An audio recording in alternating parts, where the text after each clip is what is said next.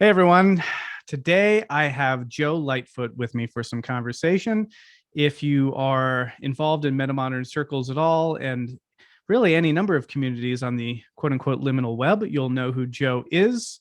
I've always really appreciated your voice. You are a wonderful, um, you're a wonderful, what's the word? Let me think about this because I want to frame this in the right way.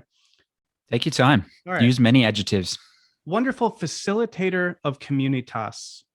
There are some folks who are just particularly adept. I feel like some of the things we can talk about would be in the realm of Communitas, in the realm of community building, community fostering, what it means to live in a community that is online, digital, a diaspora of sort of liminal web quasi-intellectuals all exploring and teaming around the same basic primordial soup of ideas. Feel free to say anything else that you would like about, I don't know, the work that you're doing and what's meaningful for you about all this. Yeah, I received those words with love. Thank you, Brendan. That was a very generous and kind introduction. And yeah, I think you nailed it. And I see those same qualities in you, my friend, which I think is what we can kind of get into and discuss. Of you also play that role of holding different threads of the discussion and different people together, and yeah, being able to integrate the different perspectives and try to find what's true in amongst it all. And so yeah, it's an interesting role to play in this kind of subculture we find ourselves in, and a really important one. So yeah, maybe we can start to talk a little bit about the liminal web and what it is, and how it fits together as a starting place to go into the discussion. That was exactly my thought. Was let's start with that essay that you wrote, which I'll link in the description and whatnot. But I really enjoyed. Thought it did a wonderful job. I've referenced it in a couple of other recent contexts. Yeah, talk about the liminal web. What is the liminal web? How do you? What's the liminal web, and how does it feel? Maybe speak a little bit about some of that. Yeah. So it is a collection of thinkers, doers, theorists. I've kind of split it into three groups of systems poets, metatheorists, and sensemakers is a kind of like broad brushstroke that I think contains the essence of it. I mean, a lot of people have heard about the intellectual dark web. That was kind of the first of these models that I heard of a few years ago. Then the intellectual deep web was proposed by Alexander Boehner from Rebel Wisdom, which I thought was a really great article, and got closer to what I was feeling into as my kind of intellectual subculture. Tyler Alterman mentioned the Meta-Tribe and did a really good Stoa session and wrote some fascinating tweets on that. And then, the sense-making web is another name that was kind of mentioned for it. So it's already been kind of pointed towards, but I felt the way that I was seeing it in particular hadn't quite been articulated. And I wanted to move that forward because those other models were all over a year ago, and things evolve quite quickly in the space. And so, yeah, I thought I'd have a bit of fun and create, well, what does it look like? And it kind of started from this, because at one point you're like, wait a minute, is this just what I'm seeing? Is this just the weird confluence of things and people that I'm into? And I think we all have a version of that. But then there was some objectivity in the fact that, wait a minute, there's a huge crossover within a set of podcasts and YouTube channels that are really pointing towards something that is its own distinct entity that, it's kind of become its own thing. So the article was pointing towards that. It feels to me, it feels like a lot of things, which I kind of talk about. A whole lot of emotions come up for me because it's kind of, I have a lot of hope invested in this thing. I project a lot of my own dreams and fears and ideas onto it. Yeah. But at its core, there is a gentle optimism, I feel, of a new kind of culture that is slowly being cultivated in amongst these relationships, a new way of being, a new way of thinking. And that's tremendously exciting to me. And that was really one of the reasons I wrote about it, was how do we move it more in the direction of its potential rather than some of the more shadowy aspects that show up in so many kind of networks that we're a part of. So yeah, that's where I'll start. Your description of things like landed very well. And one of the things that came out of it, I'm curious to sort of ask about, is sort of almost just sort of a meta question I can't help but ask, but it's sort of like, the idea of sort of making a map of map makers. Like what do we gain and what do we lose by putting a name on things, by trying to conceptualize sort of the boundaries of things? That'd be the first question, I guess. Maybe I'll throw out there. Yeah. Yeah, it's a good question. I kind of talk about it a bit in the piece of like, is it dangerous naming this thing? Is it like, because as soon as you name it, it becomes static. And it also becomes, ironically, this is a group of people that hate being classified into certain groups. So just by doing it, you're kind of putting this straitjacket on folks that really don't want to wear it. And you're also putting people together that have really big differences in thinking. That's something that interests me about the liminal web, is that you really do have quite a broad church of perspectives, and some of them are pretty diametrically opposed, and yet something links them. And that's the kind of interesting thread that I think we're all touching on. What is that? What is that? It's well, on that. What is that? That'd be a great question. What I mean, let's throw some things at the wall and let's see what sticks. I think the ability to inhabit many different perspectives and to try and make that broader integral move of integrating the truth from every perspective as much as possible. I think if I was going to have to put it in one sentence, it would be that. Because I think while people would disagree, there's an ability to take that perspective and honor it. And something that I was just thinking about before, which is quite interesting, is a lot of the time, I think what we do is we discount others' perspectives that don't fully resonate with our own. We find ways to cut them down and push them away. And we kind of know we're doing that, but we still feel a bit like less, mine's better, basically. But what I like about this liminal web space, even though I disagree with some of the people and find them, not particularly like folks that I might want to necessarily be close with, I respect them enough to know that whatever they're saying, there's a kernel of truth in that I should probably be listening to. And what I'm not resonating with is probably just a different perspective on reality. And as I mature, I'm starting to realize that it's perhaps impossible as one person to really hold all those different perspectives. And that's where it becomes a really interesting kind of meta community, liminal web brain of being like, all right, I can't hold all of this, but I respect the people in this space enough between us to be able to come to some kind of consensus on something. So that's another interest. Is there something about the way that discussion, argumentation, debate, and the exchange of ideas occurs in the liminal web as sort of a structure of engagement that is a part of this? And if so, could that be part of the way that we sort of maximize its essential characters or qualities? Yes, I think there is. And it's really interesting to try and trace it. Broadly, I would suggest that there's a level of self-awareness. There's a level of embodiment beyond just the intellectual realm that occurs in the discussions. And I mean, if I look at the discussion that you had with Lehman and John Vervaeke just a couple of days ago, the series that you're doing, it's a good example of that, of someone that maybe hasn't seen a liminal web interaction might find that a bit like, wait, what are these guys doing? There's kind of space in between what they're talking about. No one's really rushing to make a point or score a point off someone else. So, these qualities of dialogos, as it's kind of described, are definitely a part of it. That can feel a bit silly and go a bit too far sometimes. I've seen certain discussions where it's kind of like, wait a minute, what are we doing? It just gets super meta, but that's also part of the process. So I'd suggest that broader aspect is in there. And yeah, there's some degree that what we're doing is bigger than us. I would hope. This is what I like to see in these discussions, that it's less about, I've won a debate with you, and more about what have we built in terms of a wider system that we're trying to kind of create a more healthy version of. One of the things I would like to get to at some point is what this all looks like in trying to live it in an embodied way, right? Because this is an online context. It's an online community of people coming together.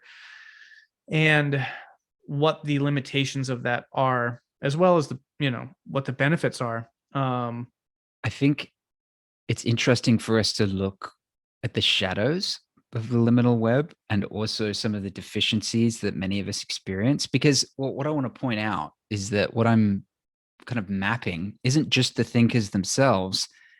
It's bigger than that. They're just a symbol of the people that engage with this discussion. And it's hard to know how many people that is, whether it's a few thousand or more.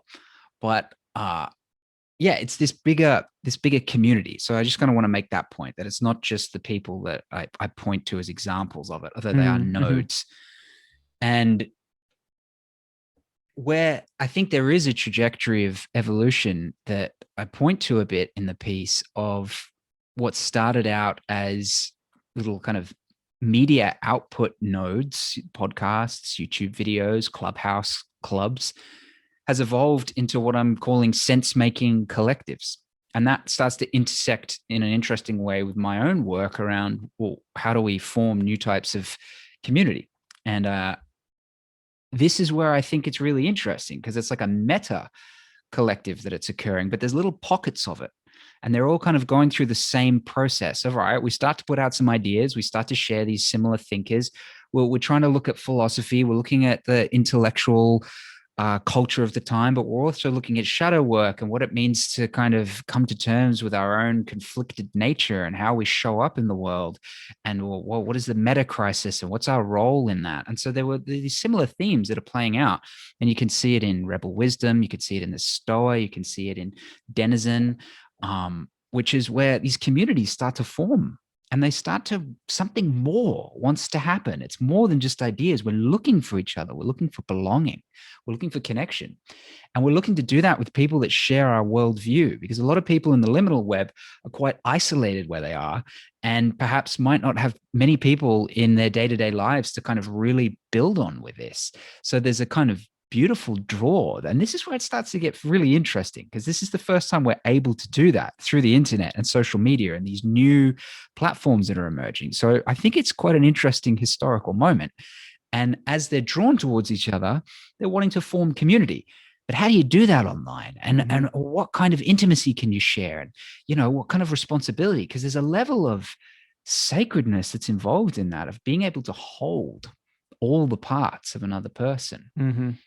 And that requires a level of dependability, of people basically just not ghosting halfway through that process. And the internet just leans towards that so easily. If all other things going on, log off and it's gone.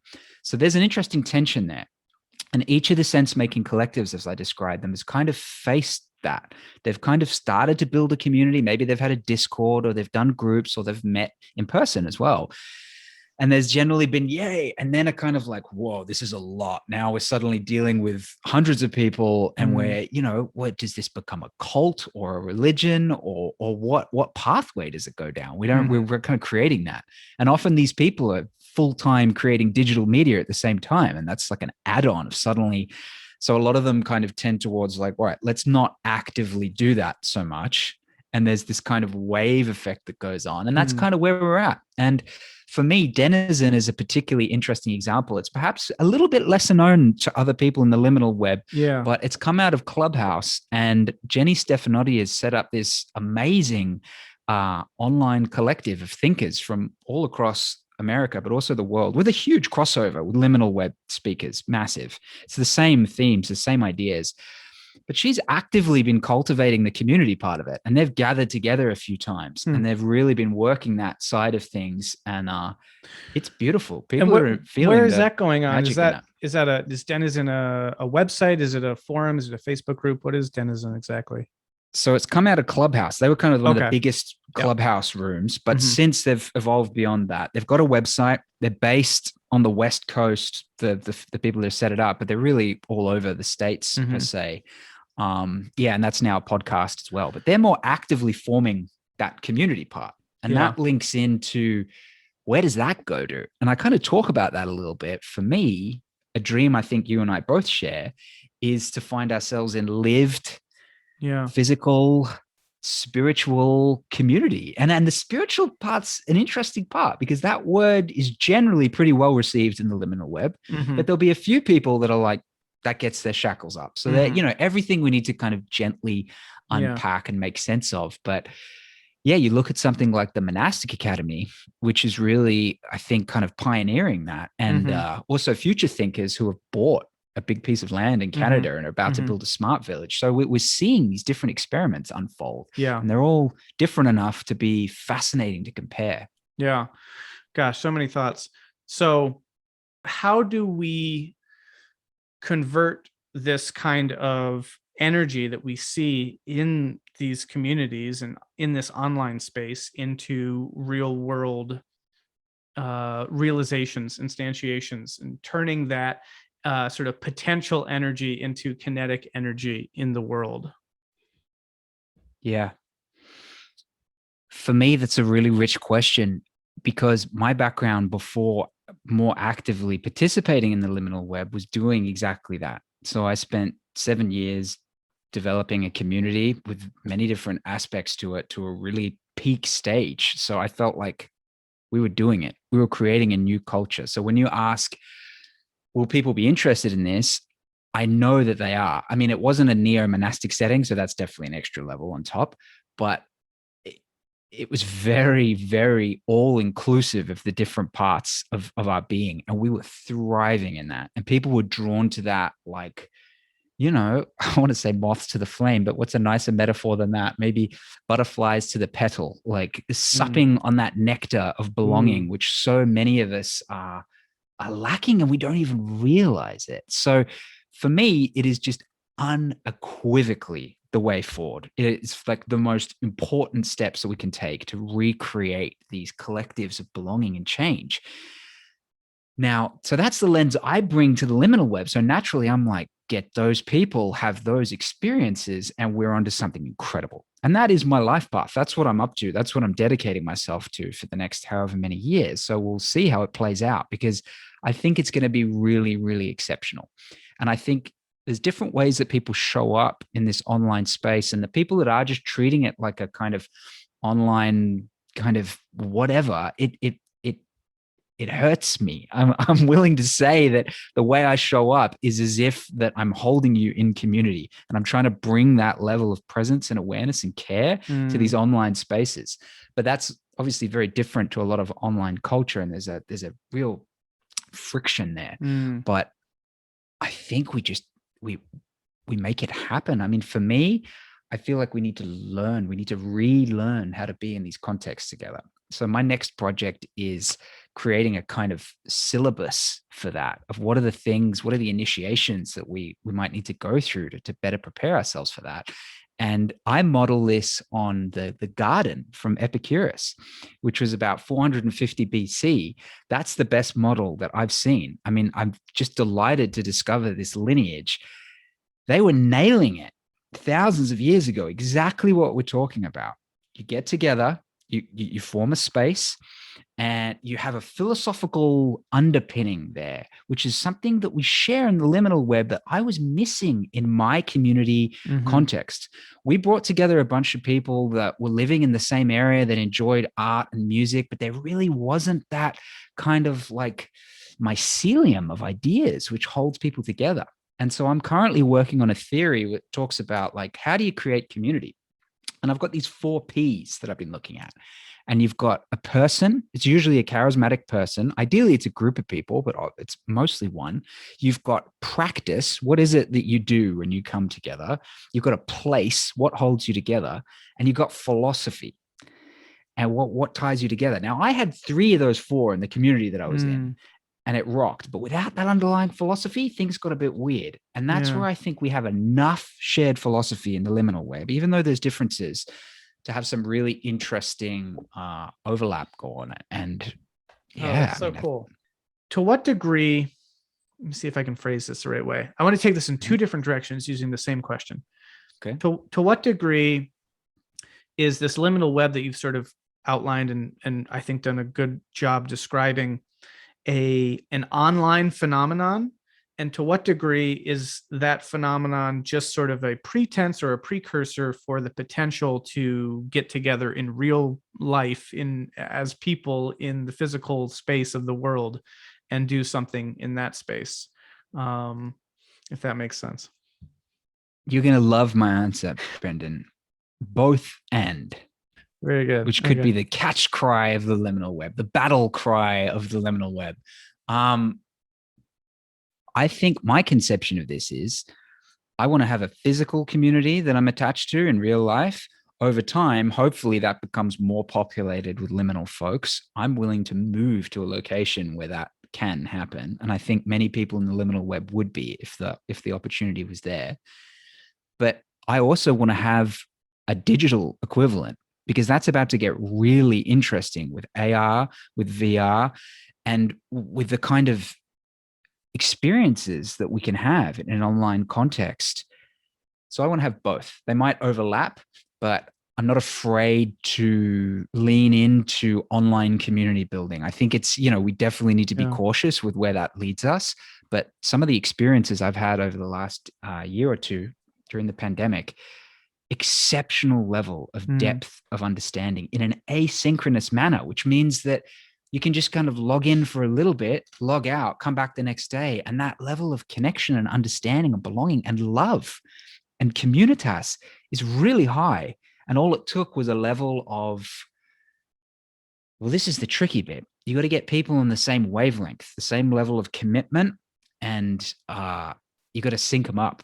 And if you can do that and you don't have outliers in that are kind of warping the culture too much, you can have a really low energy input, high communitas output experience. And that for me is that's amazing. It's a really, really exciting area to explore. Yeah. Yeah, definitely. What do you think when you think of these communities crystallizing in particular localized embodied contexts? What does that tend to look like in your mind? Yeah. So my first book, Collective Blooming, was about sidestepping this eco-village plan a little bit. Our whole generation, a lot of the millennials were kind of like, great, get the land, live together. That was the dream. We kind of rebooted that 60s back to the land idea. And I still hold that. I think a lot of us do. But as I looked around, I realized, and I visited a lot of these communities all around the world, it's hard when you're managing infrastructure and land and, creating culture is this really subtle process, and those responsibilities just drown that out. So I had this idea of, well, let's start what I called conscious change collectives, or just collectives, which syncs up with Richard Bartlett's work around micro-solidarity of what do these new containers of belonging look like?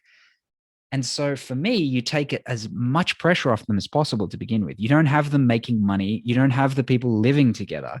You just do stuff together in this new context. So, you talk about philosophy, maybe you have sharing circles together. You might have a shared garden, you perform art, and you make it easy and fun and low key so that you can test it out.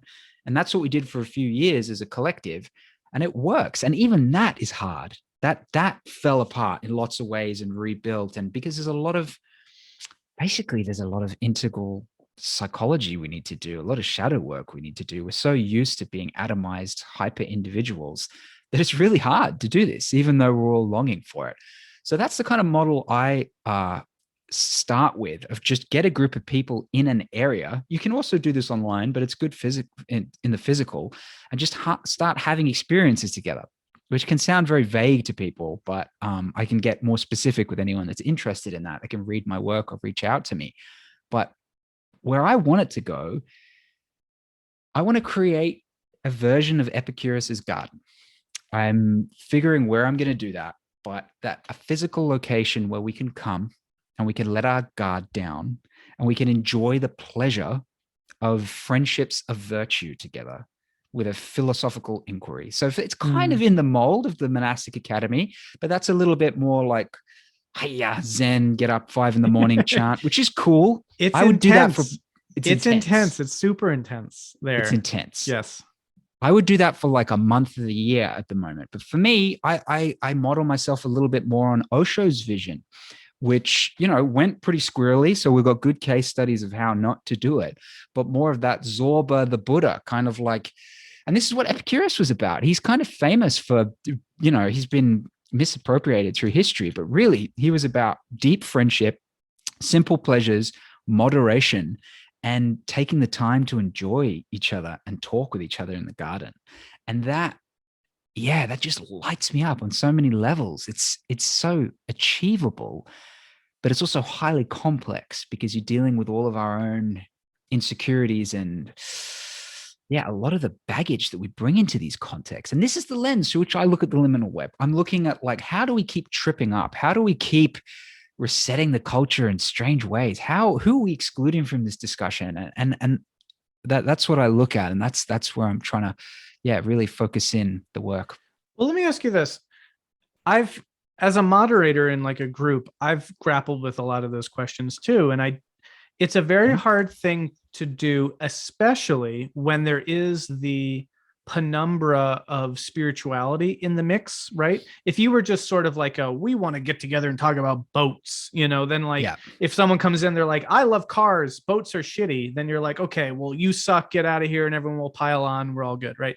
But when it's like, well, we're here to talk about spirituality and growth and depth and like expansion and all these things, right?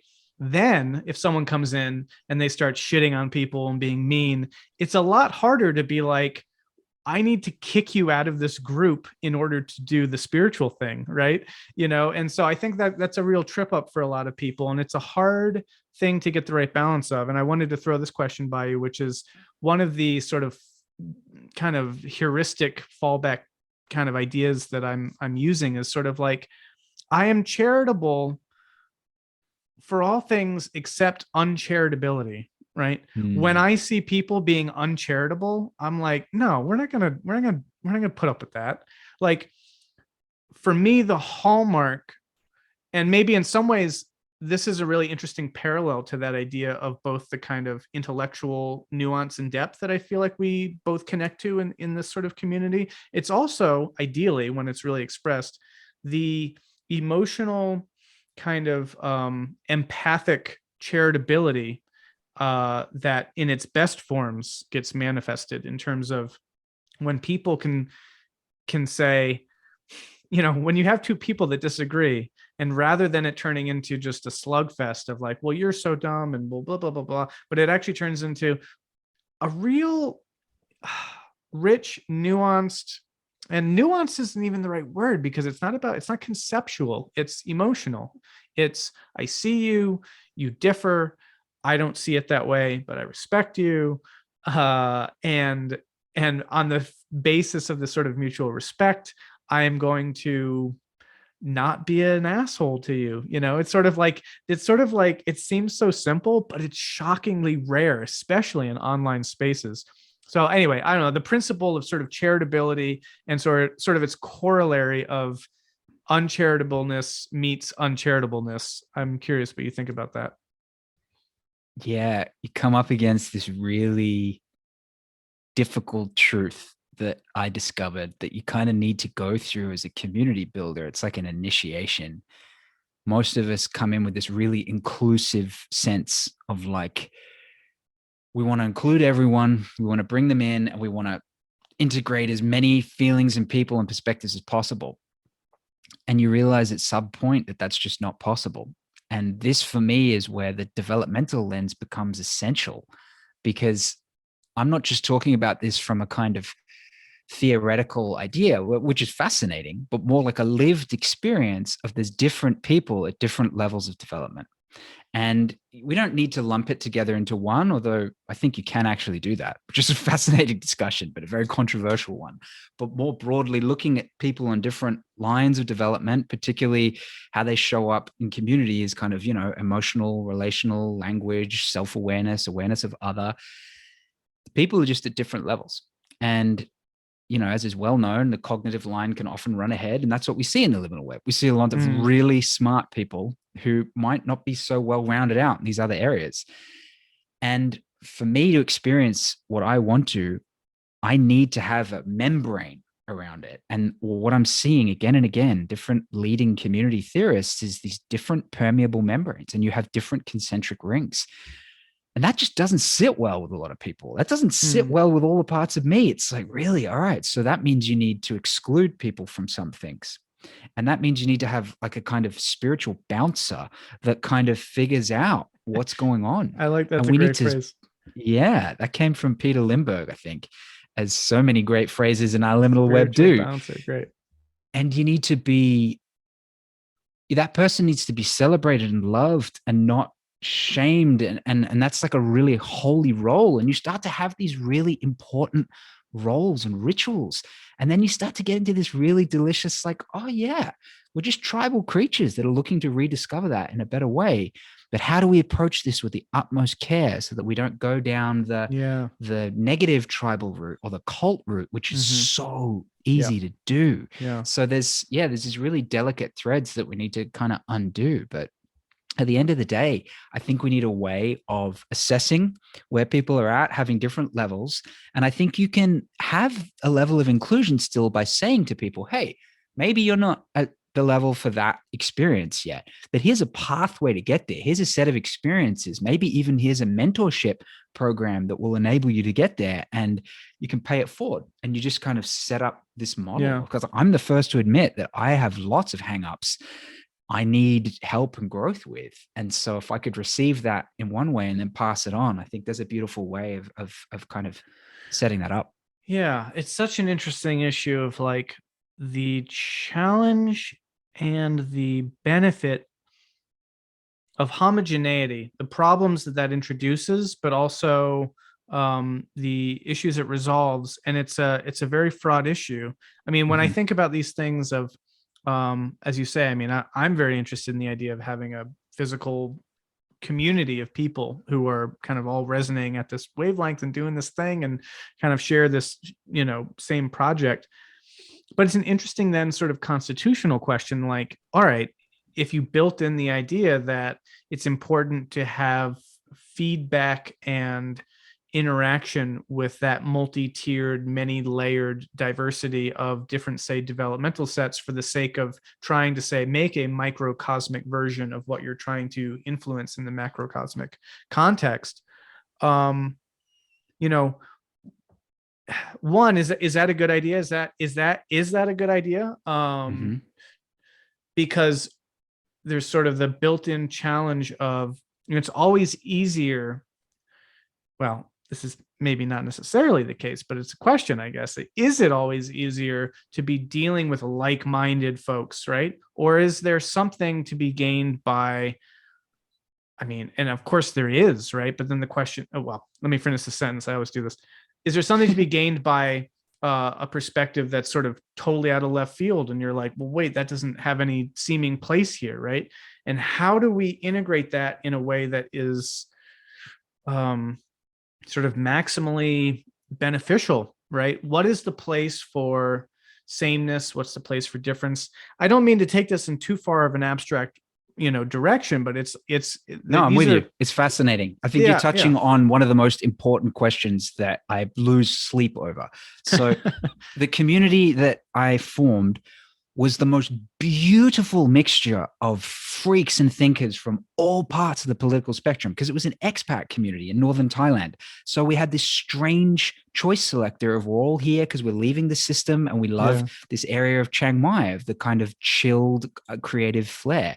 You had conspiracy theorists, you had Trump supporters, you had, you name it, you're the real kind of social justice warriors, and we all got along and we all loved each other. And I'm ruining this a little bit because I think that might have been the high watermark in my life of that ever happening. Because I feel like since then, after 2016, everything that's happened since then, wow, the polarization, I'm not sure how we get back there again anytime soon. And so obviously that's really sad, because I think the most beautiful tapestry you can get has the broadest array. But I'm realistic here in that it fell apart. There was a civil war that occurred because of that. And that wasn't just because of the polarization and the pressure of what's happening in the political climate. It was also the underlying fault lines. What I've discovered is that when you put yourself into these crucibles, at some point that manifests itself, and people's political leanings, I think, kind of line up with values more than they just do in terms of political belief. So I think this is where we have to get really artful. And this is where I think the liminal web can be an interesting example of that, where you have a broader ecosystem where we have a very wide array of difference and we respect each other within that. But then you have maybe the systems poets, meta-theorists, and sense-makers within that. And you have a kind of group that can form deeper and deeper bonds to kind of get that belonging and collectivity we're after. But we then need to become expert in not othering the other, because the danger is, as we get that deep draft of connection with people, we start to see others as inferior, and it just seems to creep in unconsciously, even if you're trying to watch it. So I feel like that's one of the master practices we need to work on. So it's, that's both and again of like, find the people that you really resonate with, but then stay connected in part of a broader mimetic ecosystem that challenges the way you think, and then connect that ecosystem to the ones next to it. And then you start to have a model for how we can really restructure the whole kind of, socio-political web, which starts to get really interesting. I'm in, yes. I agree. I'm also, though, all right, I'm not sure how to phrase this question. I'll try it a couple times. I'll try it one time, and if it doesn't land, I'll try it another time. Okay. To what degree can these particular models that we build of community that are coming out of the context that you're speaking of genuinely serve as microcosmic representatives of a macrocosmic reality that we're trying to address, if they don't accurately map onto that macrocosmic reality? I don't know if that makes sense, and so I can try it again. Just the last part. What do you mean they don't map onto the macrocosmic reality? Right. So let's say, an example of that. Maybe to use an example, actually, this is a very great example because I think it happens a lot, is, a bunch of like rich, white, privileged kids get together, form a commune, and then they're like, oh, we're going to go save the world and like, make things better for everyone. And then they immediately find out, once they actually get into the world, that not everything operates the way that a commune does for rich, white, privileged white kids, right? So it's sort of like, well, wait, I don't understand, right? Because their map of the world was, well, this is how the world works, and it worked in this community, right? And so the challenge, I think, would be, or maybe the question is, to what degree does the liminal web in the community building that occurs there map in a meaningful way onto the world that the liminal web is trying to speak to and to affect? Yeah. I don't know also if that's an important question. It could totally be a useless theoretical question, but it came up while you were talking, and it's almost a sort of like hyper postmodern question that comes into my mind, that these sorts of things, so we don't have to necessarily really dive into that. It's just, it's something that comes up as I'm thinking about this, and what you're saying is sort of, jiving with what I think and questions. So answer as you will. What that leads me to think about is, why are we doing all this?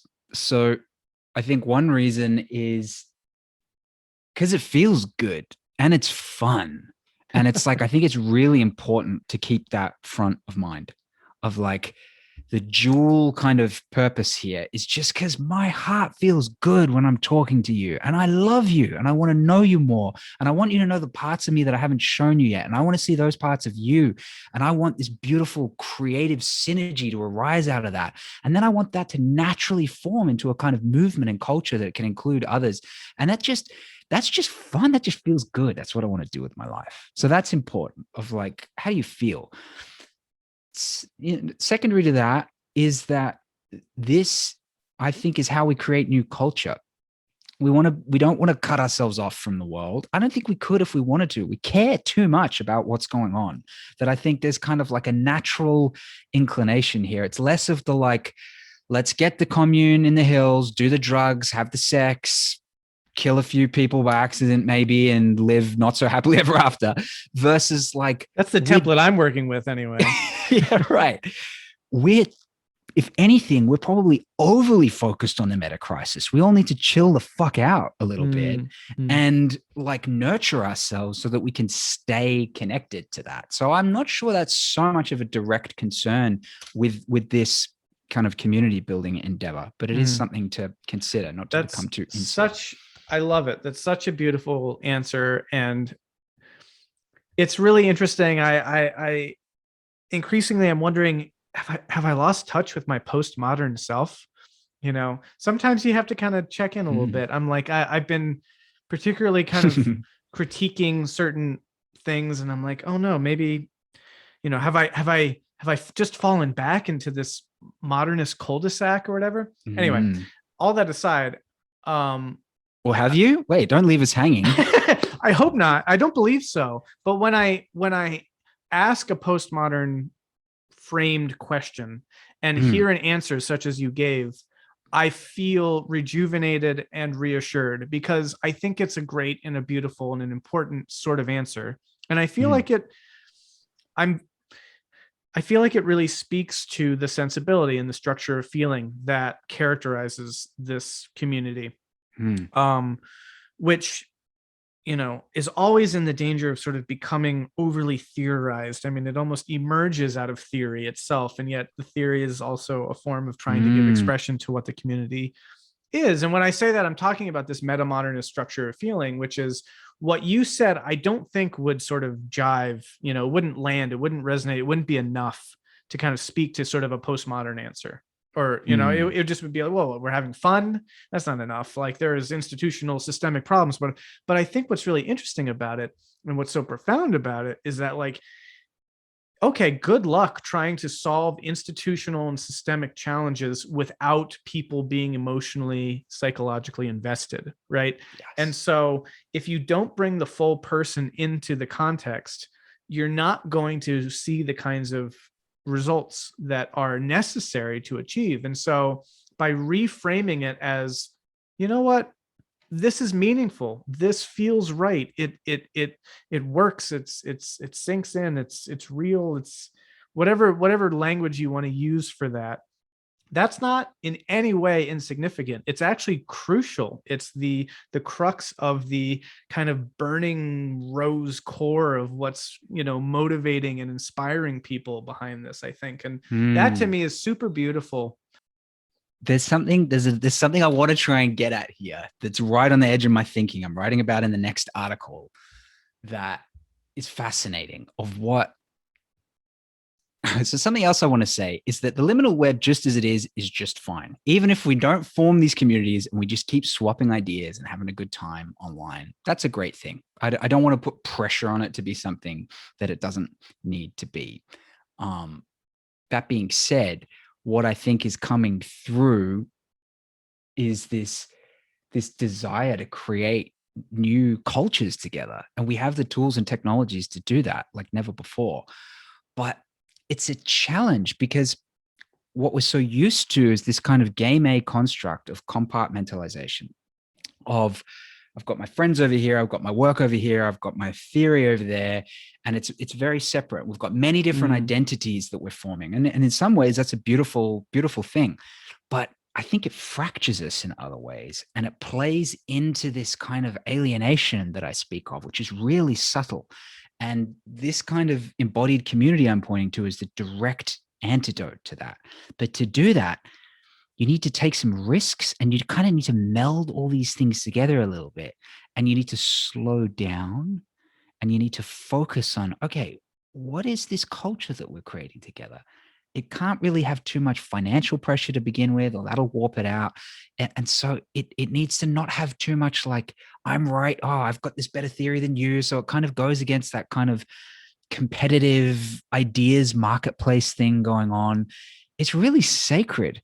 And it takes a lot of time and energy. And that's this difficult situation I see ourselves in, because we're all getting busier and busier. We're all trying to increase our own power, our own status, our own money, our own felt sense of joy and worth. And that leads us away from this experience, which is where the kind of monastic element comes in. And that's that classic historical move of like, I'm sacrificing my individuality to try and move towards some higher level of sacred connection. Yeah. And that is amazing. And that's why I salute the monastic academy so much, because it's like, bam, they did it. They made that jump.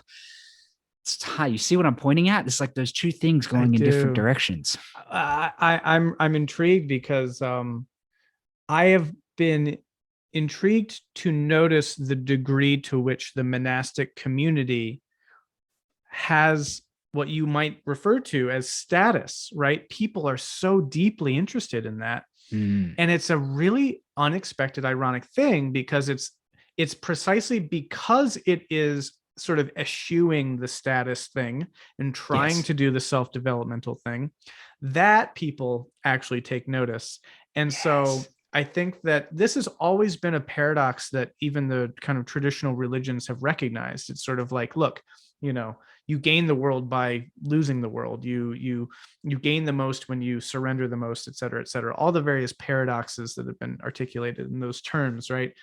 But it's a very interesting point. It's an interesting lesson, which I think if it could really be taken to heart is a crucial one, which is that the hunger for people and ideas and communities and contexts and materials and ideas, et cetera, that are not predicated on and based in this system of trying to get more, trying to assert yourself, trying to be, it doesn't factor into this sort of like machine, hierarchical thing. That is so compelling that it's enough of a kind of marginal force to all of the other forces that go into making this crazy society that we live in. It's actually enough to overpower it, which is one of the most beautiful ideas, really, right? I mean, it's when you can really harness, and not harness in the sense of control, but harness in the sense of be dancing with in a meaningful way, that those forces, you're unstoppable. It is more than all of that other bullshit. And I think that there's this really interesting dynamic in which when you get a taste of that, and I think there's a lot of that in these communities that we're talking about, that people are like, they sense it. They're like, I like that. That is the counterforce to all that other inertia that you're speaking about. And this is like the big religious question of our time, I feel, because what you're pointing towards and what I've experienced and what I think we're drawn towards is this: you sacrifice the individual, you subvert your own drive towards a greater good, which for me is like the ultimate spiritual move. But who are the role models that we've got now? Who Elon Musk is the pinup boy of the age. And I don't know, I would warrant to say that I'll speak for the males at least, I'll speak for myself, within the liminal web, there's a part of us that wants to be that. There's a part of us that wants to have complete agency, complete freedom to be using their absolute talents to the highest degree to benefit the world in terms of these huge visions, and to be proud of that and powerful. And it's like, I feel that. And there's a part of me that is oriented towards that. Our whole culture is. And I think anyone that isn't would be lying. Yeah. And so we've got that drive within us, and that's taking us in some weird directions. But if you kind of contrast that with Buddha, perhaps, of the kind of the group, the Sangha, the stillness, the let it go of your own personal desire to some degree, or there's lots of Christian figures as well, there's many.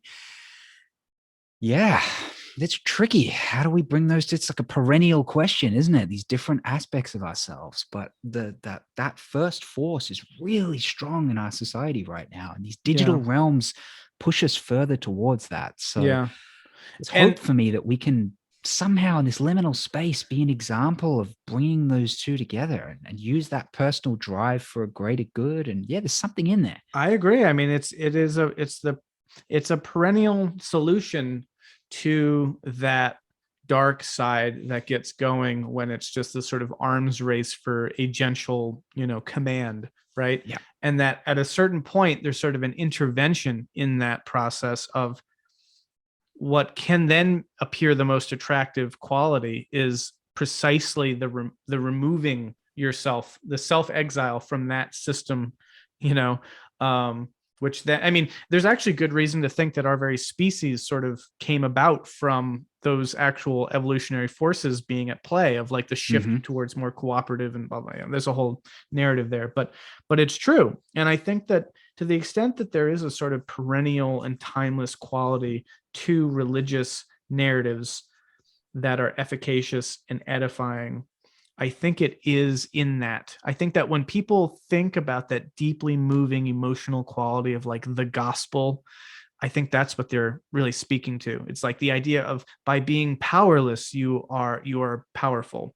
And there are dark ways that gets used. And Nietzsche is the best sort of diagnoser of this way, that these things can then get co-opted by people who want to use power, that they can use these sort of narrative justification frameworks to then actually get the sort of power that like, no, we don't want. And so that's a whole other thing. It's sort of like the Tao, right? Like you think about the yin and the yang, and yes, there's certainly an element to which it's the very polarity of the two that is really the ultimate force. But there's a way in which like, the yin, the strong, assertive element, it's less powerful than the yin. The flowing of water, over the course of millennia can shape entire geographies. And that in the proper framing of things, you begin to see the powers that are possible outside of the immediate logics of your particular circumstances, and that you gain inspiration and motivation and power from that.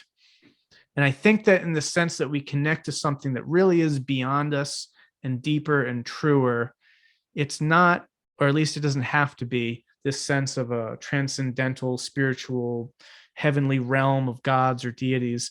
It can be rooted in a sense that the very forces that shaped the geological continents and the rivers running through things are so deeply inset into the fabric of existence that is a power that is bigger than, well, all the Elon Musks of the world, at least. Yes. And so bigger than Elon. I love it. I feel an electricity and evangelical almost buzz when we touch on this, because I've started to write about how I would be rethinking religion based on a lot of the fascinating discussions happening in the liminal web. And for me, it's this subverting ourselves to each other and that rediscovery of a kind of sacred humanism, you might say, but beyond that, of like that bond is, and I've experienced it in real life, and it is the most beautiful feeling. Religious is really the only thing that can describe it. And yeah, to rediscover that is just absolutely incredible. And it's funny that you mentioned Nietzsche, because I was just reading a quote of his yesterday, and I'll share a bit of it here. Deception, flattering, lying, deluding, talking behind the back, putting up a false front, living in borrowed splendor, wearing a mask, hiding behind convention, playing a role for others and for oneself.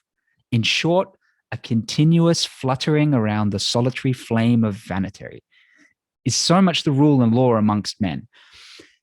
I love that. It's just so beautiful. And he speaks directly to what I feel we need to undo. Okay, we found each other. The liminal web, great. We're waving at each other across the world. Like, yeah, I like what you're up to. Now, how do we undo what Nietzsche's pointing to there? How do we get rid of the deception and the flattery and the lying and the puffing ourselves up and the masks? And I don't want to shame it, because it's also a part of who and what we are as modern men and women. Maybe as just a human condition. I tend to think it's more exacerbated now. But yeah, this collective shadow work that I feel we need to do. I think that this is part of what is really powerful, helpful about this label of the metamodern thing, especially as it's been articulated in a cultural theory sort of way, the idea of vulnerability, the idea of authenticity, or not authenticity in the modern sense of there's some deep core that's real and blah, blah, blah. It's almost the sense of it's deeper than that, because there's even the appreciation that like, oh gosh, I can deconstruct myself and realize that I'm not even there. There's not even an authentic self, whatever. But like the sense of being earnest and the ability to sort of put yourself out on the ledge, when you valorize those things as opposed to the disconnected and aloof coolness of, oh well, if I don't say anything, no one will know what I don't know versus what I do know. And if I can just stand here and look cool and say everything is dumb and stupid and I hate everything, then like I'm the best person in the room. If you don't valorize that and you valorize people being earnest and open and honest and vulnerable, then you're going to get a lot more of people taking down the mask and the vanity. And so in a bizarrely, completely unanticipable way, yeah, thanks. I'm so enthused by and excited by the reality that some people grok that they like that is not just like a thing, but like that's what is sort of the thing, in the sense that like this is a cultural sensibility we're so fed up with. We're so exhausted by exhaustion and cynicism, skepticism, that like people being real and earnest is like such a breath of fresh air that like that's where you gravitate towards. And so long as that's the attractor point, there's something there, until of course it gets co-opted by all the evil forces that will then, inevitably try to do that. But at least in this beautiful moment, this sunshine period, we have people... Capitalism isn't profiting from it yet. Right. It hasn't been co-opted yet. Exactly. What's cool is that it's becoming cool. So the next piece I'm writing is called Of Pods, Squads, Crews, and Gangs. And I'm profiling the 4 different types of small group experience that's emerging, particularly within the millennial generation, which is touching on exactly what you're pointing to here. 20 years ago, it was cool to deconstruct everything. The cool kids were saying, fuck the system, fuck earnestness, like just checking out of this whole disgusting. I mean, when I was young, I could even feel it around me of like this like false, like late 80s, early 90s, like happy economy bubble that was going on. It was kind of like grunge came along and it was like, that Radiohead feeling. It's just like, yeah, that was necessary. But we've grown up in that, and we've gotten to the point where a natural reaction where we're maturing and we're like, all right, it's cool now to care again. And how are we going to do it? We're going to do it in small groups. And these are like they've got some cultural capital, the people I'm talking about here. They kind of are the cool kids, if you know what I mean. And they're leaning into this thing. And that's really fascinating. And I guess that's probably one of these just oscillations that happens, that maybe we'll get too earnest. And then, a couple of generations will have to kind of like burn that down. And then maybe that goes on and on. It's an interesting thing. And I don't try to bring it up too much, because you can very quickly get dispirited by thinking about it that way. But at the same time, I do think that that's true. I mean, and it needs to be true, probably at some deep, almost metaphysical level. Like we need change, we need oscillation, we need dynamism, we need things to run their course and then to go in a different direction. And at the same time, though, it's an interesting thing. I think what we just were talking about puts its finger in one really important way on an element of this sensibility. But I think another thing that I'm sort of gesturing at right now also does, which is whether you call it the proto-synthesis or, this sense that whatever meta-narratological framings we have of things, there's the necessary built-in understanding that they're not absolute, right? It's the danger of the absolute understood, and yet the pursuance of that absolute in spite of that awareness that is sort of part and parcel of this entire sensibility. And I say all that just because, yeah, it could be, it feeds into the sort of narrative of the next, wannabe cool kids who are going to be like, oh, well, if I can, crack the code of how cultural evolution works, the next cool thing will be to be, so disconnected, to be so meta aware of all the earnestness that I'm so over all the earnest, you can do this process, right? I guess I just want to name it because it's it's part of a meta awareness to be able to name and understand these things and yet still act in awareness of meta awareness. I think it's important to do that. At the same time, you're so much a meta theorist. You definitely fall into the meta theorist camp. I don't want to get sort of so caught up in it though that it all falls apart, because this is what's so crucial about it too, is that you recognize the failures even of meta theory. You recognize the limitations of getting so caught up in theoretical things that you need to come back to earth and say, well, whatever else we need to act, we need to do things, we need to live, we need to love, we need to be in relation to other people. And no amount of being in my head will ever substitute for that. And if anything, an amount of being in my head is only going to get in the way of that. So that's a dynamic in all of this. I'm not necessarily sure what dialectical move the future takes that kind of goes a next step from there, but because action is always necessary. But that's a big part for me, is like realizing that all of these things are fraught. All of them are built in, pre-understood that they will never live up to the ideal, and yet we do them anyway. Because we have to, and because the good will never arrive if we're not aiming for the best. Something like that. Yeah, I'm with you. I'll heed that metamodern battle cry. The maybe a nice place to finish is this idea that like there's a simplicity on the other side of all this complexity, and it's so nourishing. But you need to go through the complexity to get there. Well, you need to go through the complexity to stay there. You can get to that simplicity with any group of people through any practice. But if you want to stay in sync with them through the ups and downs, through the conflicts and through the disagreements, you need to have enough of that theoretical resonance underlying things to come back to that and feel safe again and again. So yeah, I think we've got to kind of like try and balance those different parts and feel into that and keep leaning into the promise of being kind and giving each other the benefit of the doubt and being really aware of how we relate interpersonally, even if it's online through the web, and act as if we are creating a new culture together. Because I think that's what's at play. And I think if you zoom out, this is a really fascinating cultural moment in history of the way groups are finding each other for the first time through the internet. And instead of having to make a community with the few hundred people within the 10 square kilometer radius, you've got 8 billion people, 7 billion, whatever it is, to choose from. That's enormous. And I think our group has a particular responsibility of how do you do that without destroying the planet in a couple of generations of polarity? Because we seem to be geared towards that. That's our thing. So if we can't pull that off, who can, So coming at it with that level of awareness. Joe Lightfoot, thank you so much. This has been greatly enriching, edifying. I hope that we can continue these conversations.